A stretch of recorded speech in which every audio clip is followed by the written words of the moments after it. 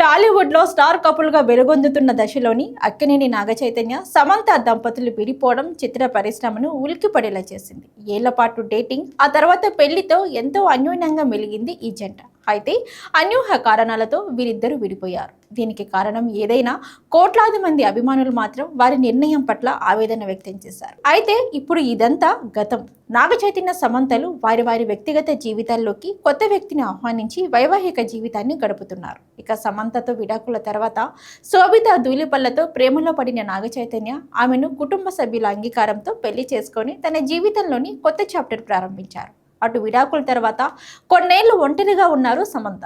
ఇంతలో మయోసైటిస్ అనే అరుదైన వ్యాధి బారిన పడి ఎంతో కష్టపడి కోలుకున్నారు. ఈ మధ్యలో చేసిన కొన్ని సినిమాలు బాక్సాఫీస్ వద్ద డిజాస్టర్ కావడం సమంత బాగా కృంగిపోయారు. సినిమాలకు దూరంగా ఆధ్యాత్మిక వైపు నడిచి మనసును తేలికపరుచుకున్నారు. అనంతరం హిందీలో ది ఫ్యామిలీ మ్యాన్ వెబ్ సిరీస్తో దేశవ్యాప్తంగా ఫాలోయింగ్ సంపాదించారు. అయితే ఈ వెబ్ సిరీస్ షూటింగ్ సమయంలో రాజ్ నిడుమూరుతో సమంత పరిచయం ప్రేమగా మారింది. ఇద్దరు సీక్రెట్గా ప్రేమయానం సాగించారు. ఇక వీరిద్దరి మధ్య ఏదో నడుస్తుందని మీడియా కోడే కూసింది. అయినప్పటికీ ఇద్దరు భయపడలేదు. అప్పటికే రాజ్కు పెళ్లైన సంగతి తెలిసిందే.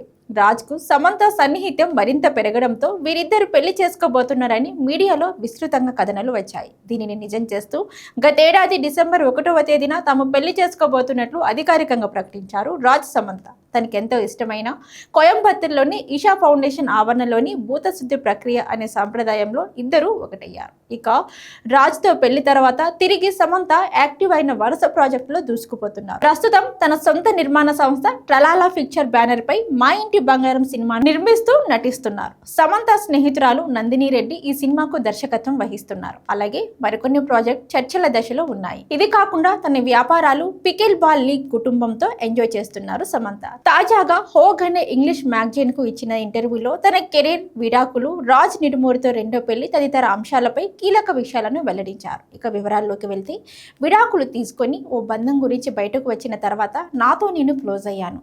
అప్పటికే మనుషులంటే నమ్మకం పోయింది. ఎవరి మీద ఆధారపడకూడదని అనుకున్నా. కొత్తగా ప్రేమ, రిలేషన్ వంటివి అంగీకరించే పరిస్థితుల్లో నేను లేను.